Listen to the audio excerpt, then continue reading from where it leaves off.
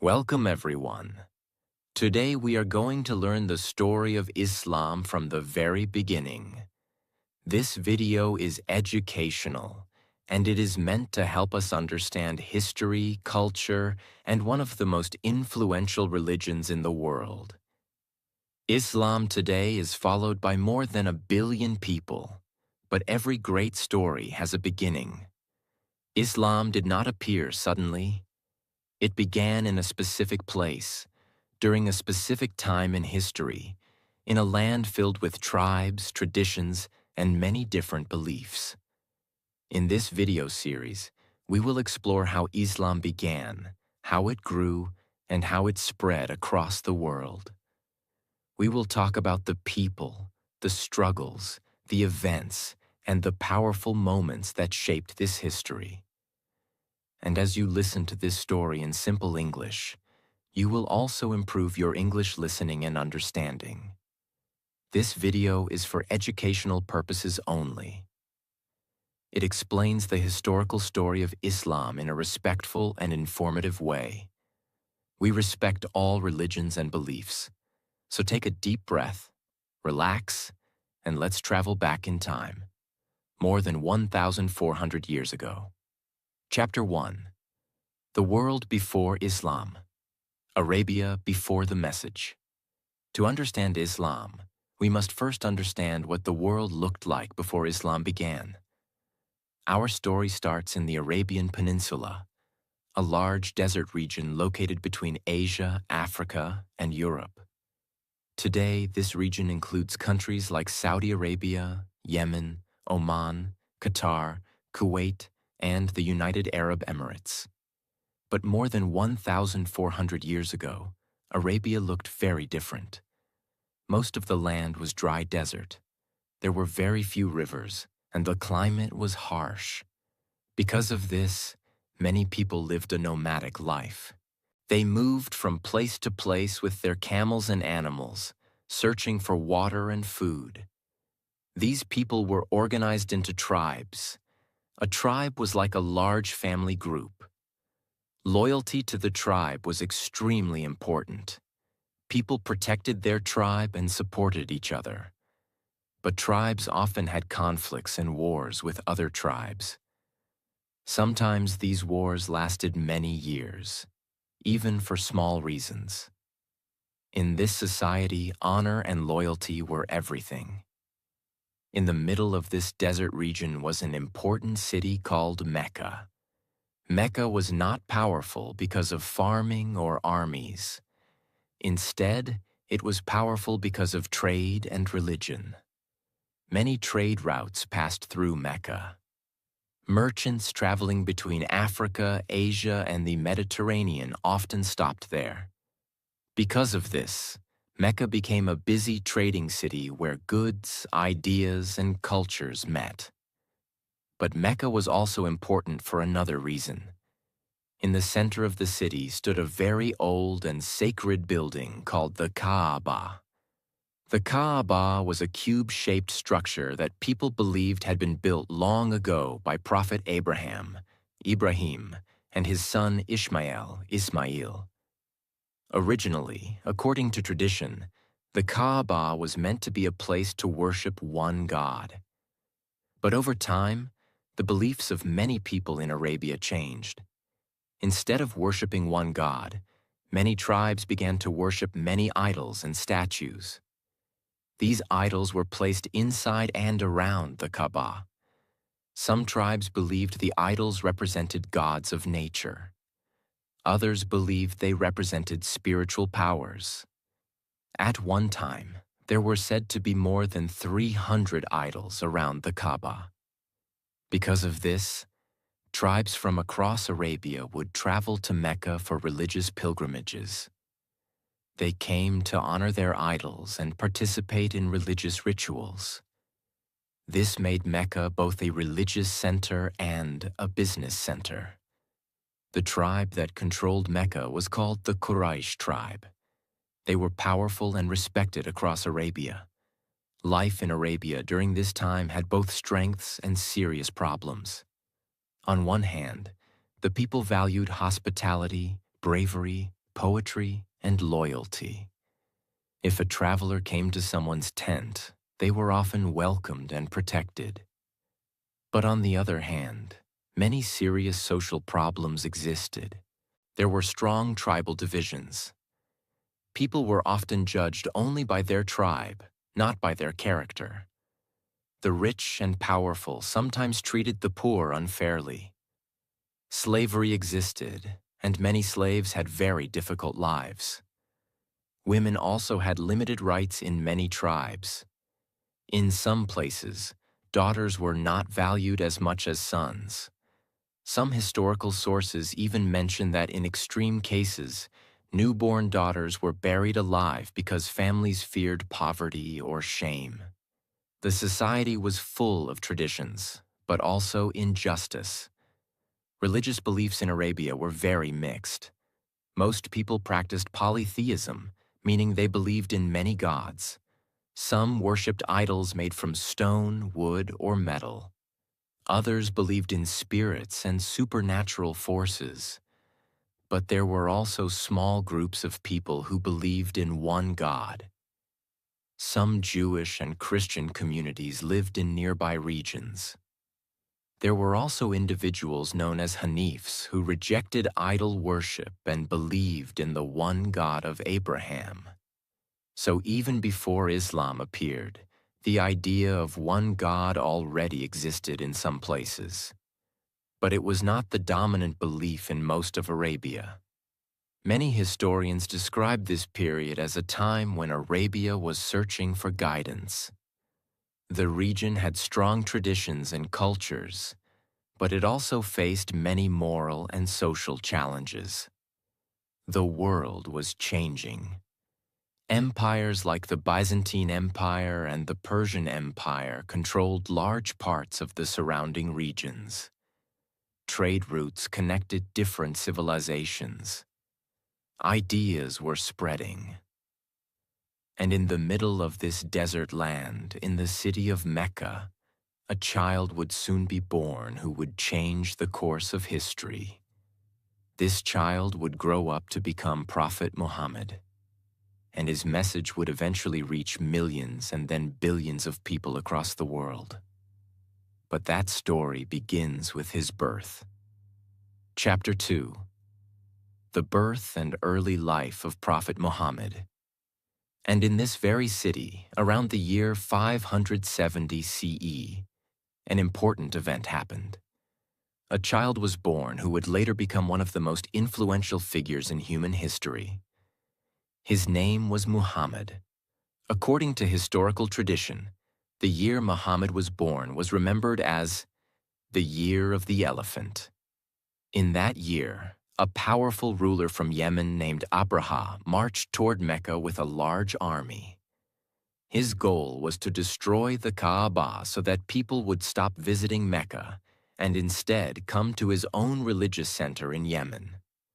Abraha's army even brought elephants, which was something very unusual for the people of Arabia to see. But before they could reach the Kaaba, something unexpected happened. Historical accounts say that large groups of birds appeared in the sky and dropped stones on the army, forcing them to retreat. The army was defeated before it could destroy the Kaaba. Because of this dramatic event, the year became known as the Year of the Elephant. And it was during this same year that Muhammad was born. Muhammad was born into the Quraysh tribe, the powerful tribe that controlled Mecca and the Kaaba. His family belonged to a respected clan within the tribe called Banu Hashim. Although his family had an honorable reputation, they were not very wealthy. His father's name was Abdullah. His mother's name was Amina. But something very sad happened even before Muhammad was born. His father Abdullah died while Amina was still pregnant. This meant that Muhammad entered the world already an orphan from his father's side. This early hardship would shape his life in many ways. In those days, It was common for babies born in Mecca to spend their early years with Bedouin families in the desert. The desert environment was believed to be healthier and also helped children learn strong language and survival skills. So when Muhammad was still a baby, he was taken to live with a Bedouin woman named Halima. Halima and her family cared for him in the desert for several years. According to traditional stories, Halima later said that after Muhammad came into her home, her family began experiencing unexpected blessings. Their animals became healthier and their lives improved. Whether people see these stories as miracles or simply tradition, they became an important part of the early narrative of Muhammad's life. After spending several years with Halima, Muhammad eventually returned to Mecca to live with his mother. Muhammad's time with his mother did not last very long. When he was about 6 years old, his mother Amina passed away while they were traveling. This meant that Muhammad had now lost both of his parents at a very young age. He was truly an orphan. After his mother's death, Muhammad was taken in by his grandfather, Abdul Muttalib. Abdul Muttalib was a respected leader in Mecca and cared deeply for his grandson. But sadly, this comfort also did not last long. Only about 2 years later, his grandfather also passed away. Now Muhammad was only 8 years old, and he had already lost his father, mother, and grandfather. After the death of his grandfather, Muhammad was placed under the care of his uncle, Abu Talib. Abu Talib was a kind and respected man, but he was not wealthy. He worked hard to support his family. Muhammad grew up in this household and learned the value of hard work, patience, and responsibility. As a young boy, he helped his uncle by taking care of sheep and animals. This may sound like a simple job, but in those days it taught important skills. A shepherd needed patience, observation, and calm thinking. These qualities would later become important parts of Muhammad's character. As Muhammad grew older, people in Mecca began to notice something special about him. He was known for being honest, trustworthy, and respectful. In a society where business and trade were extremely important, trust meant everything. Merchants needed someone reliable to carry goods and manage trade deals. Because of his strong character, people started calling Muhammad Al-Amin. This name means the trustworthy or the honest one. Even people who later disagreed with his message still respected his honesty. When Muhammad was still young, he sometimes traveled with trade caravans. These journeys took him to places like Syria and other trading cities. During these travels, he saw different cultures, religions, and ways of life. He met people who followed Christianity and Judaism, and he saw how large civilizations were organized. These experiences helped him understand the wider world beyond Mecca. They also helped shape his thinking about society, justice, and faith. When Muhammad was about 25 years old, an important event happened that would change his life. A respected and wealthy businesswoman in Mecca named Khadijah was looking for someone trustworthy to manage her trading business. Many people recommended Muhammad because of his honesty. So Muhammad began working for Khadijah, managing her trade caravans. He handled her business with great integrity and success. Khadijah was deeply impressed by his character. Eventually, she proposed marriage to him. Even though Khadijah was older than Muhammad, their marriage became one of the most respected and loving partnerships in Mecca. They supported each other with trust, respect, and loyalty. Khadijah would later become the first person to believe in Muhammad's message when Islam began. Together they had several children, and Muhammad lived a stable and peaceful family life. Even though Muhammad lived a normal life as a husband, father, and merchant, he often spent time thinking deeply about the world around him. He saw many problems in society: tribal conflicts, injustice toward the poor, idol worship around the Kaaba, social inequality. These things troubled him. So sometimes he would leave the busy city of Mecca and go to a quiet place outside the city. There was a mountain near Mecca called Jabal al-Nur, which means the mountain of light. Inside that mountain was a small cave called Hira. Muhammad would go to this cave to reflect, pray, and think about life and truth. He would spend long hours there in silence. And it was in this very cave that something extraordinary would soon happen, an event that would change not only Muhammad's life, but the history of the entire world. Chapter 3. The first revelation and the beginning of Islam. He was not looking for fame, power, or leadership. He was simply searching for understanding. He saw the suffering of the poor, the unfair treatment of many people, and the confusion of worshiping many idols. So he often left the busy streets of Mecca and climbed the mountain to sit alone in the cave. There, in silence, he would pray, think, and reflect. He did this many times over several years. But one night, something happened that would change the course of history forever. Muhammad was around 40 years old. One night, while he was alone inside the cave of Hira, an unexpected and powerful experience took place. According to Islamic tradition, an angel appeared. The angel was Jibril, known in English as Gabriel. This was not something Muhammad expected or understood at first. The angel commanded him to read or recite. Muhammad replied that he did not know how to read. The command came again, and again Muhammad answered that he could not read. Then the angel delivered the first words of what would later become part of the Quran. These words spoke about creation and knowledge. They told people to read in the name of the one who created human beings. This moment is known as the first revelation. It marks the beginning of the message that would later be called Islam. After this powerful experience, Muhammad felt frightened and confused.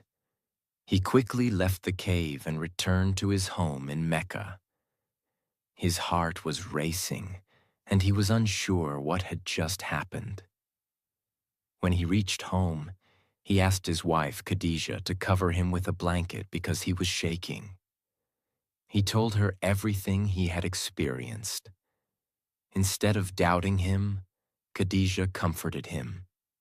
She reminded him of the kind of person he was. She told him that he was honest, generous, and always helped the poor and those in need. Because of his good character, she believed that something meaningful had happened to him. Khadijah became the first person to believe in Muhammad and support him. Her support would become extremely important in the early days of Islam. Khadijah later took Muhammad to meet her relative Waraqah, who was known as a learned man familiar with earlier religious traditions. After hearing Muhammad describe the experience in the cave, Waraqah said that the being who appeared to him was the same angel who had appeared to earlier prophets. He told Muhammad that he had been chosen to deliver a message, but he also warned him that the path ahead would not be easy. He explained that many prophets before him had faced opposition and rejection from their own people. Muhammad now began to understand that his life was about to change. The message that Muhammad began to share was simple but powerful. At its center was one idea: there is only one God. In Arabic, the word for God is Allah. The message taught that people should stop worshiping idols and instead worship the one creator of the universe. It also taught many moral values. Help the poor. Be honest in business. Treat others fairly. Care for orphans. Avoid injustice and cruelty. These ideas were powerful because they challenged many of the existing practices in Mecca. At the beginning, Muhammad did not publicly announce the message to everyone. Instead, he shared it quietly with people he trusted. The first people to accept the message were very close to him.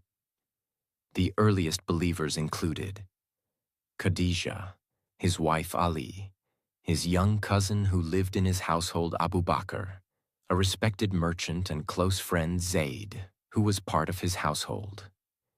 These early believers formed the first small group of Muslims.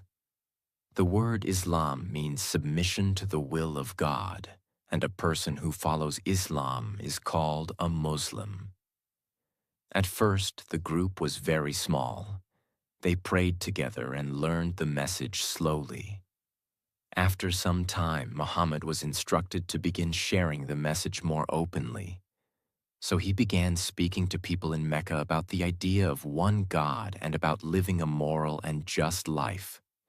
Some people listened with curiosity. Some accepted the message, but many others reacted with anger and fear. Why? Because the message challenged the traditions that had existed in Mecca for generations. The leaders of the Quraysh tribe were especially concerned. Their power and influence were connected to the idol worship around the Kaaba. If people stopped worshiping idols, the leaders feared that their authority and business would weaken. So many of them began opposing Muhammad's message. At first, the opposition was mostly mockery and criticism. Some people laughed at the idea of abandoning their traditional idols. Others accused Muhammad of inventing stories or trying to gain power. But as more people began accepting the message, the opposition slowly became stronger and more serious. The early Muslims were still a small and vulnerable group. They had no army, no political power, and very little protection. Many of them were poor or socially weak members of society. Because of this, they were often the first to face mistreatment and pressure. Despite these challenges, the small community continued to grow slowly. The message of Islam was spreading quietly, but the tensions in Mecca were increasing, and soon the situation would become much more difficult for the early Muslims. Their faith would be tested through persecution, hardship, and sacrifice. Chapter 4: Persecution, Patience, and the Migration to Medina. As the message of Islam slowly spread in Mecca, the number of believers began to grow. At first the group was small, but the ideas of one God, justice, and equality attracted people from different backgrounds. Some believers were merchants, some were young people, and many were poor or enslaved individuals who felt hope in the message that all humans were equal before God. But the leaders of Mecca, especially the powerful Quraysh tribe, were becoming more worried. They believed Muhammad's message threatened their traditions, their authority, and the economic importance of idol worship around the Kaaba. Because of this fear, the opposition to Islam became much stronger. At first, the leaders tried to stop Muhammad by arguing with him and insulting him. They called him names and accused him of spreading strange ideas. But when this did not stop the message from spreading, some of them began using pressure and punishment. The early Muslims who had strong tribal protection were somewhat safer. But those who were poor, enslaved, or without powerful families faced much harsher treatment. One well-known example is Bilal, who was an enslaved man. When his master discovered that he had accepted Islam, he punished him severely. Bilal was dragged into the hot desert and forced to lie on burning sand with heavy stones placed on his chest. Despite this pain, he continued repeating the words, "One God, one God." Eventually, a close companion of Muhammad named Abu Bakr bought Bilal's freedom and rescued him from slavery. Stories like this showed the strength of belief among the early Muslims. The leaders of Mecca also tried to pressure Muhammad directly. They offered him wealth, leadership, and power if he would simply stop preaching his message. But Muhammad refused. He explained that his mission was not about money or status. His mission was to deliver the message he had received. Because he refused to compromise, the opposition against him continued to grow. As the persecution became more serious, Muhammad advised some of his followers to leave Mecca temporarily to find safety. A group of Muslims traveled across the sea to the land of Abyssinia, which is part of modern-day Ethiopia. The ruler there, known as the Negus, was known for being a fair and just leader. When the Muslims explained their situation, the Negus allowed them to stay and live peacefully. This was the first migration of Muslims in history. The leaders of the Quraysh then decided on another strategy. They organized a social and economic boycott against Muhammad's clan, the Banu Hashim, who were protecting him. The boycott meant that people were forbidden from trading with them, marrying into their families, socializing with them. For nearly 3 years, Muhammad and his supporters lived in very difficult conditions. Food became scarce. Families struggled to survive. But they remained patient and did not give up their beliefs. Eventually, some people in Mecca began to feel that the boycott was unfair. The agreement was broken, and the boycott ended. Soon after the boycott ended, 2 deeply painful events happened in Muhammad's life. First, his beloved wife Khadijah passed away. She had always supported him, comforted him, and believed in his message from the very beginning. Shortly after her death, his uncle Abu Talib also passed away. Even though Abu Talib did not accept Islam, he had always protected Muhammad from the enemies in Mecca. Without Khadijah's emotional support and Abu Talib's protection, Muhammad felt a deep sense of loss. This difficult period became known as the Year of Sadness. Hoping to find new supporters for his message, Muhammad traveled to a nearby city called Taif. He spoke to the leaders there about Islam and invited them to listen. But instead of accepting his message, many people in Taif rejected him harshly. Some people mocked him, and others even threw stones at him as he tried to leave the city. It was one of the most painful moments of his life. Yet despite the rejection and injuries, Muhammad remained patient and continued his mission. Around this time, something important began to happen. Some visitors from a city called Yathrib met Muhammad during their travels to Mecca. Yathrib was located north of Mecca and was a city with several tribes that often had conflicts with each other. When these visitors heard Muhammad's message about peace, justice, and unity, they were deeply interested. They invited him to come to their city and help bring peace among their tribes. Over time, more people from Yathrib accepted Islam and promised to support Muhammad. Eventually, Muhammad instructed his followers in Mecca to quietly move to Yathrib. One by one, small groups of Muslims left their homes and traveled north. Finally, Muhammad himself prepared to leave. But the leaders of Mecca had discovered the plan. They decided to stop him by surrounding his house at night. However, Muhammad and his close companion Abu Bakr managed to leave safely. They hid for several days in a cave outside the city before continuing their journey. After traveling across the desert, they finally arrived in Yathrib. The people welcomed them warmly. Soon after, the city became known as Medina, which means the city of the Prophet. This migration, known as the Hijra, was one of the most important events in Islamic history. It marked the moment when the Muslim community moved from being a small, persecuted group to forming a new society. Because of its importance, the Hijra later became the starting point of the Islamic calendar. In Medina, Muhammad would begin building a community based on faith, cooperation, and justice. Chapter 5: Building a New Community and the Growth of Islam.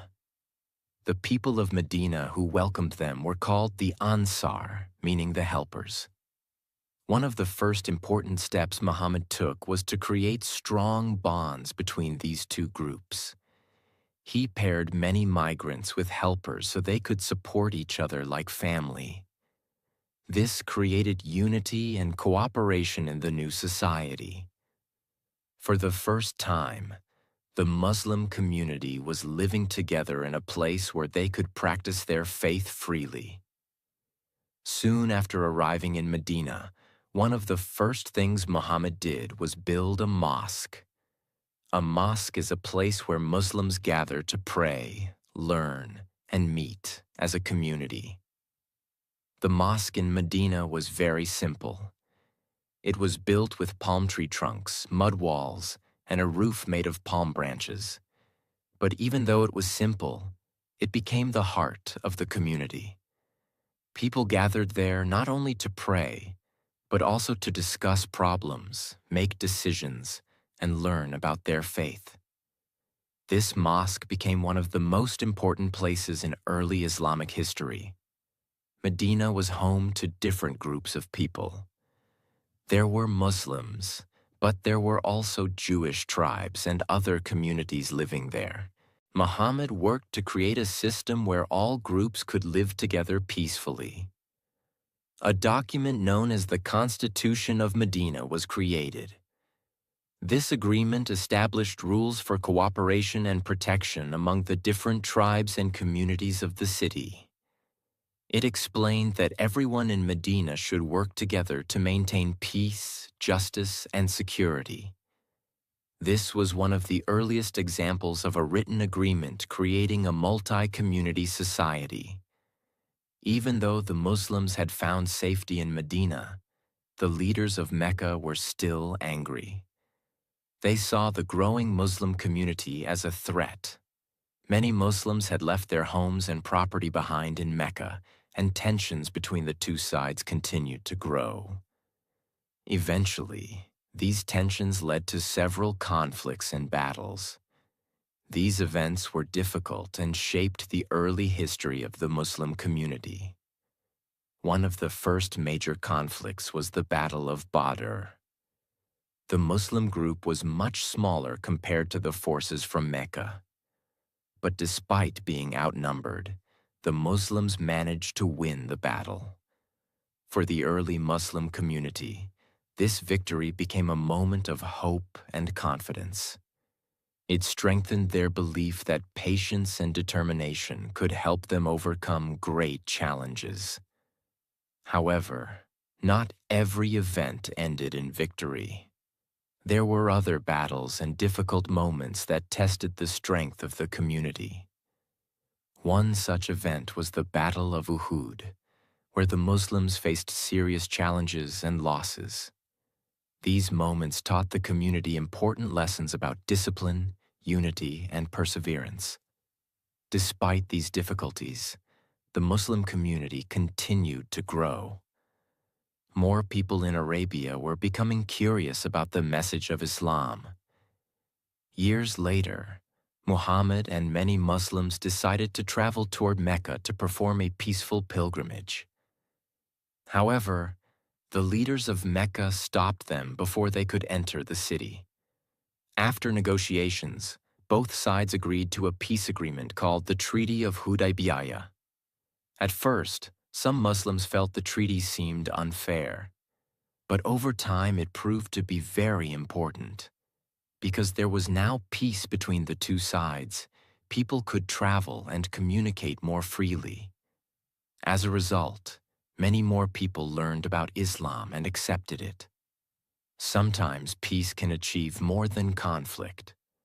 A few years later, the peace agreement was broken by one of the allied tribes. Because of this, Muhammad and a large group of followers moved toward Mecca.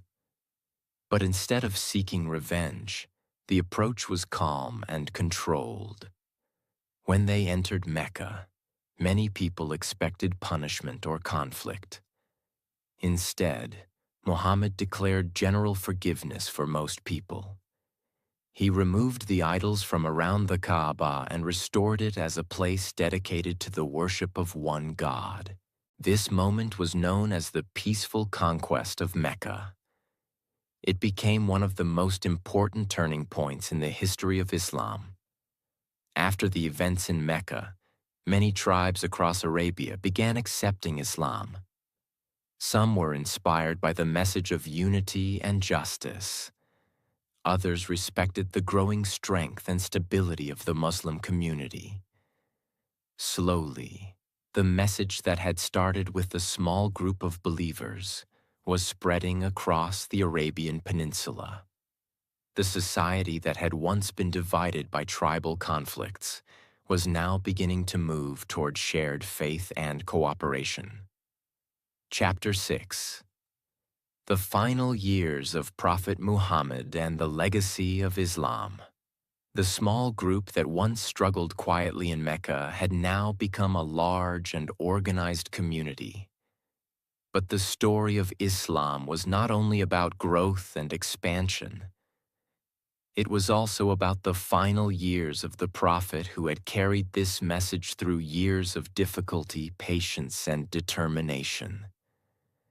About 10 years after the migration to Medina, Prophet Muhammad performed what would become known as his final pilgrimage to Mecca. Thousands of Muslims from different parts of Arabia traveled to Mecca to join him.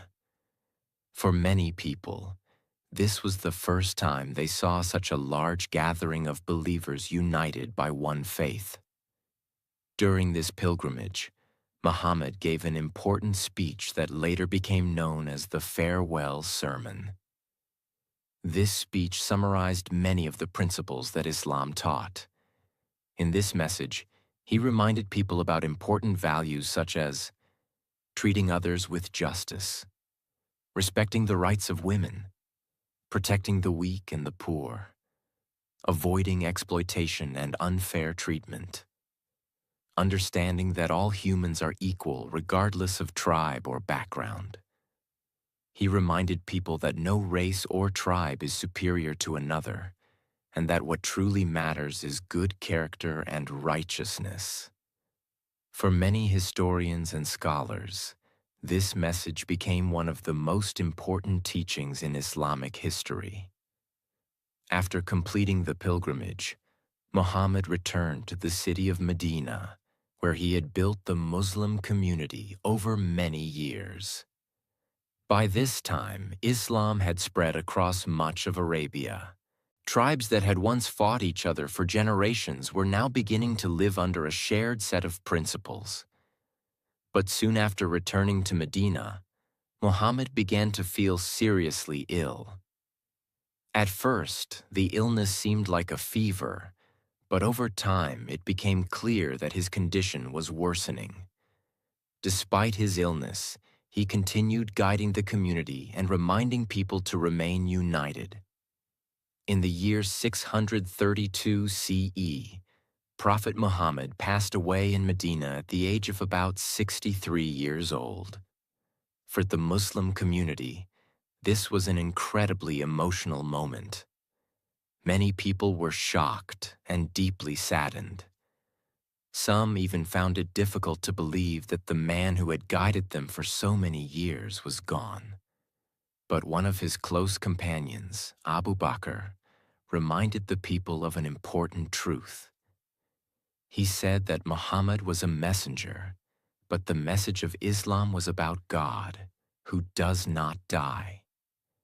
These words helped the community regain their strength and continue forward.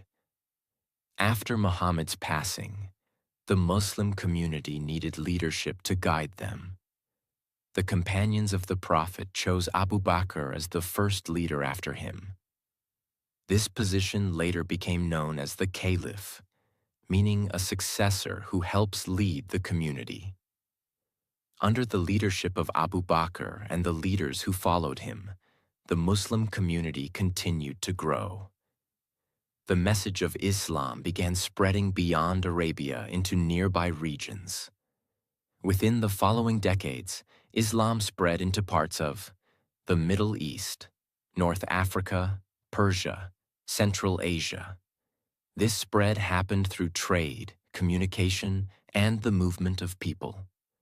As Islamic civilization developed, many centers of learning were established. Scholars began studying subjects such as mathematics, astronomy, medicine, philosophy, literature. Cities like Baghdad, Cairo, and Cordoba later became important centers of knowledge. During these centuries, scholars working in Islamic civilizations contributed many discoveries and preserved important knowledge from earlier cultures. One of the central elements of Islam is the Quran, which Muslims believe contains the message revealed to Prophet Muhammad. The Quran became the foundation of Islamic teachings and guidance.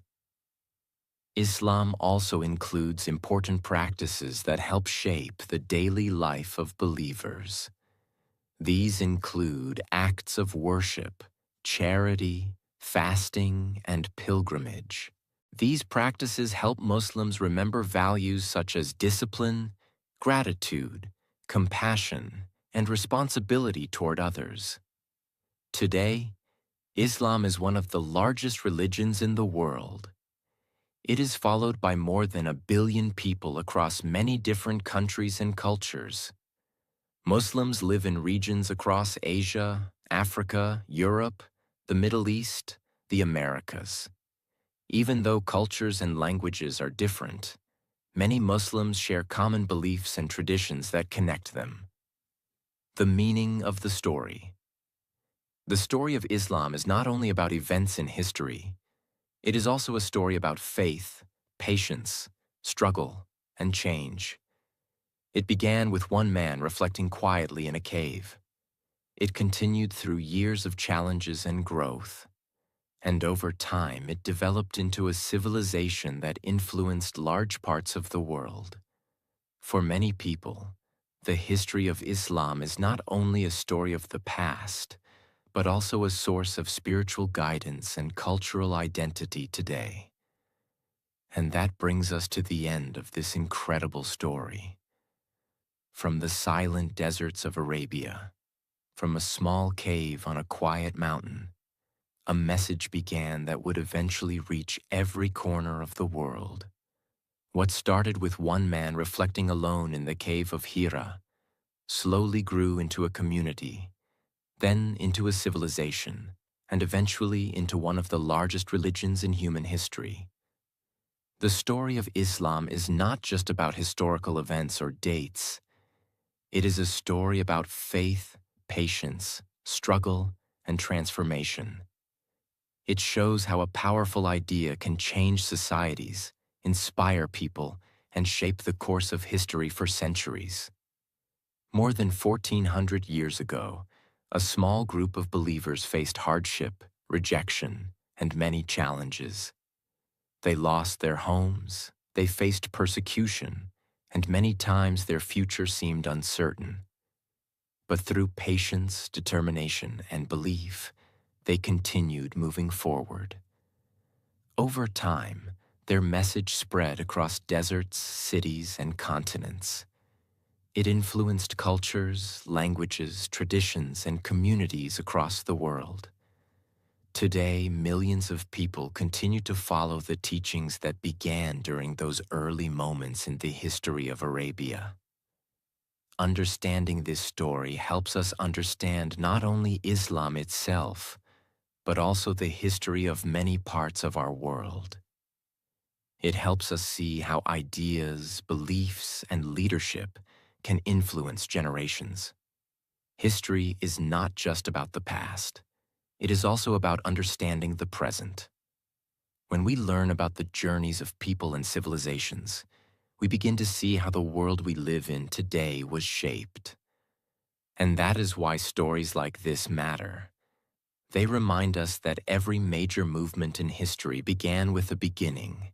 Sometimes it began with a single idea, a single voice, or a single moment that slowly grew into something much bigger than anyone could imagine. I hope this story helped you understand the history of Islam in a clear and simple way. And at the same time, I hope listening to this story in simple English also helped you improve your English and learn something new. Thank you for spending this time with me and traveling through this long journey of history. If you enjoyed this story and want to continue learning more powerful stories, world history, and educational content while improving your English, make sure to subscribe and join us again, because there are many more fascinating stories waiting to be explored. And I look forward to sharing them with you in the next video.